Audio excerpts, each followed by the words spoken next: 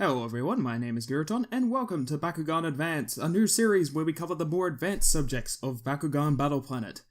Yes, this is a sister series to our currently dormant Beyblade Burst Advance series, but we should be reviving that soon as well. Today we will be covering the Batch, the order of play system for Battle Planet. This video will be separated into parts, so let's go over those. Part 1 will be what is the Batch and why does it exist?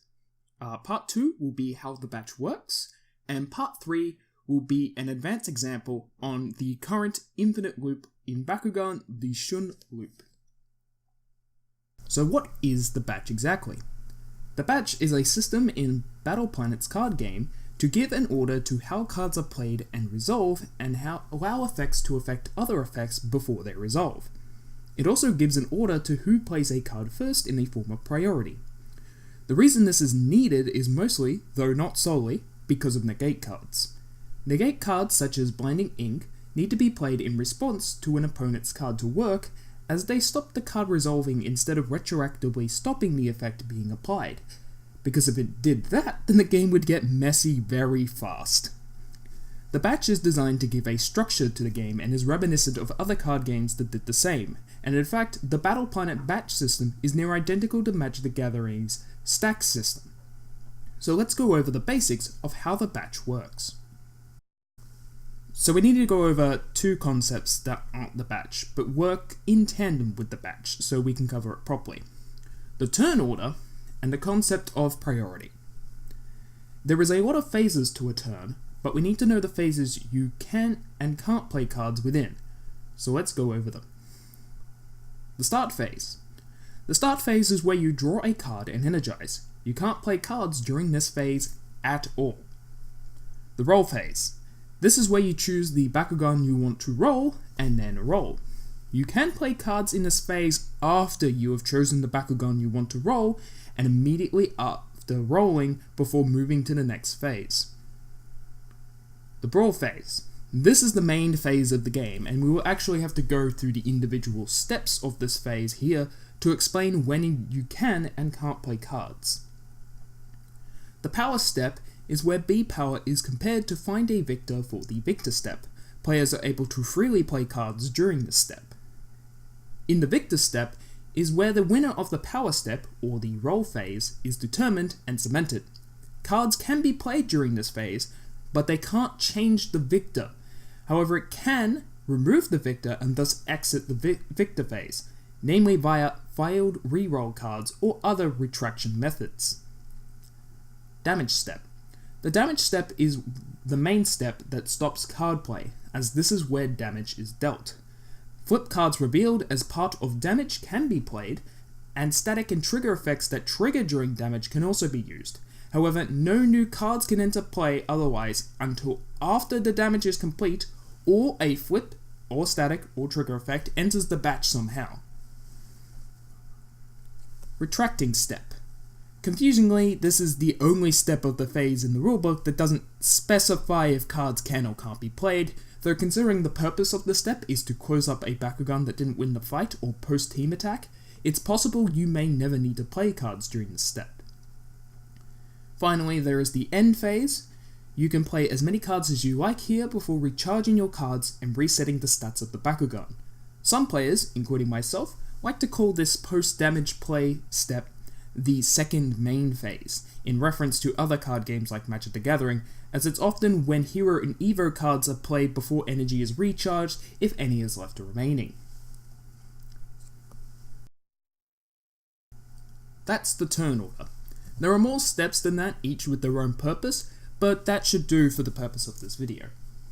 Now, priority is the process of which the game decides who gets to choose to play cards. The player who won the brawl of the last turn gets priority for the turn. However, for the first turn, the last player to place a core during the setup of the matrix gets priority. Priority is passed between players, and the player with priority gets to play cards. Both players have to pass priority for cards to resolve, and we will get onto that in a bit. Priority is designed to make sure there aren't arguments about who gets to play a card first and what order of the batch resolves. So let's go into the batch. In order to go into the batch, players must first be at a step of the game where a card can be played, or an effect is activated. If so, the player with priority can choose to add to the batch, play activating an ability, or playing a card. Batches can also be made with automatic and triggered effects of cards currently in play, though the extent of this is a little muddied with rulings. The in-depth rules suggest that all of them are added to the batch system, however core bonuses on character cards, namely that of the likes of Chaos Titan Nilius' core grabbing effects, aren't as clear-cut on if they cause a batch. If I get a clear image on the extent of this, I'll cover that in the future, but right now I couldn't quite find a ruling on this. Once a player decides to play a card or not, they perform their decision, and then priority passes to the next player to add to the current batch. If that player decides to add to the batch, then priority is passed again, and the original player may add to it again. However, if the pass to player decides not to add to the batch, then the original player may choose to add to the batch. If that player then chooses to add to the batch, then it continues the batch process just like before. But if they choose not to, then the batch moves on to the resolution, where cards perform the effects in the opposite play order they were played in. All decisions of the cards to be made are done on play and not on resolution. However, all actions performed by the effect is done on resolution. For example, for a sacrifice card, you choose if you are going to use sacrifice or not as you are playing the card, but you don't discard the card until the card is resolving, meaning if this sacrifice card is negated, you do not discard a card.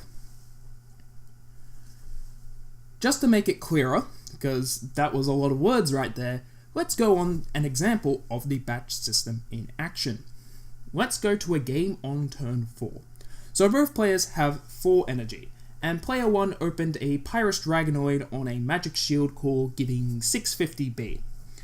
And the player 2 has a Chaos Nilius also on a magic shield. So that's player 1 with 850B, and player 2 at 950. Player 1 has priority for the turn, so they get to play a card first. Now they can choose not to play a card and see if their opponent will, but they are currently lower on B power. So let's say player 1 plays Light's Courage, so they add that card to the batch. Let's also say they have Domination currently, so if this card were to resolve uncontested, Dragonoid's B power would be at 1650 B power. Now their opponent, player 2, now gets to play a card. If player 2 doesn't play a card, then player 1 would get another chance to play a card, and they could simply choose not to, so to have Light's Courage effect resolve. But player 2 has a card just perfect for countering this play. Player 2 chooses to use their turn in the batch to play Hot Potato, which on the resolution will remove the core held by Dragonoid, and as a result make the players tied for domination and remove the 650 power bonus on Dragonoid, changing the would-be total of 1650B to 400B. A huge shift in the battle. Now player 1 can just let this go, let the batch end, and try to make back the battle with a new batch, or simply take the damage. But they have another card that can only be used now to avoid the loss.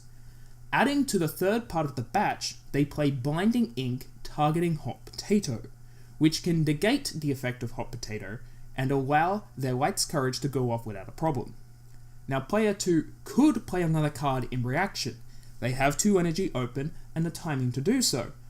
But for now we are just going to say they don't have an efficient answer to play and they need to end this batch. So they pass their action in the batch. So now player 1 has to pass their action in the batch to complete it and go to resolution.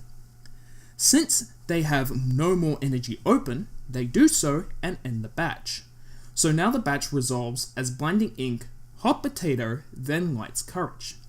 So Blinding Ink goes off, and it negates Hot Potato and removes it from the batch. Then Light's Courage resolves and makes Dragonoid 1650B. So that's the bare basics of how the batch works. That being said, there is a lot of ways this can get complex fast. So let's get into Bakugan Battle Planet's first infinite loop. Now, the shunned loop is likely something you will never see in actual gameplay, or if you do, you are extremely unfortunate. But it's also a great way to explain a part of the batch system you will rarely see, but is extremely important: mid-batch triggers. For this loop, we need several things. First, you need Age of Aurela's Shun, a card that allows you to copy the effect of the top card of your opponent's deck. Next, you need something that deals burn damage or some form of benefit on the opening of your Bakugan. Pyrus Serpentes has an Evo that deals burn damage, an instance of damage not being during the Victor step, when it opens on a Flaming Fist. The Resurgence card Emily also does this. You also need the top card of your opponent's deck to be some form of reroll, let's say Dark Waters. Notably, this will not work with Quickfire, you will see why soon. Now, there is no way to control the fact that your opponent will have Dark Waters on the top of the deck, so this loop is definitely not reliable in competitive play, but let's just go with the idea that this is the case. Finally, you need a solid amount of rolling skill, but let's just assume you have that. You're measuring your rolls, you're making sure you're hitting those openings, you've got this down pat. So step 1 is to set up Shun and your burn card. In this case, we will use Pyrus Serpentes. Next, you will need to open your Bakugan. This will add Shun and the burn effect to the batch. You will get to choose the order this applies in. Make it so that the burn effect enters the batch first, then Shun's effect, meaning Shun will resolve first. Now, we are just going to ignore any possible disruption your opponent can do for this, just to keep this example clean of mess. But do know that your opponent can react to any instance of adding to the batch. So now we let the batch resolve. This will mean you reveal Dark Waters on the top of your opponent's deck, and it will add it to the batch. Since it's a new effect in the batch, you then have to resolve the new top effect in the batch. So that's Dark Waters. Note that Shun's effect has now been considered resolved and is removed from the batch. So now you reroll your Bakugan, open it again, and this will trigger the burn effect and Shun again. Note that the original burn effect has not resolved yet, as you are adding to the same batch you started in. So with this new set of on-open effects, you will put the burn effect of Serpentes and then Shun, meaning Shun resolves first again, and you will get another Dark Waters, as Shun's effect leaves the card it reveals on the top of the deck and you cannot remove it from there with the burn effects yet, hence why Quickfire doesn't let this combo work, as it would resolve before you get to trigger Shun again. So now you reroll, open, and continue the loop for as long as you wish, or until you miss. When you decide to stop, or you miss, you resolve each instance of the burn damage individually, meaning even if your opponent pulls a stop flip, it won't stop the other instances of burn damage, so you will almost certainly win the game doing this. You can do it with other on-open effects and stuff like that, but that's the main use of this combo. Hopefully though, this helps you understand the more complex interactions of how the batch works. And that's all for today's episode of Bakugan Advance. If you've got questions, suggestions for future videos, or know something I missed or got wrong, please comment below and I'll reply to what I can. Special thanks to Latherna of the Brawler Cafe for helping explain this on the Cafe Discord server, as well as inspiring this video. The Brawler Cafe is an amazing resource for competitive Bakugan Battle Planet, so I recommend checking them out. I'll have their website and YouTube channel in the description. If you would like to see more videos of this type, a bunch of unboxings, or even just tournament coverage for Bakugan Down Under, be sure to like, subscribe, and if you would like, there is a Patreon where you can support all of B.B.T.A's efforts. But you certainly do not need to. And with that, I'll see you next time. Giraton out.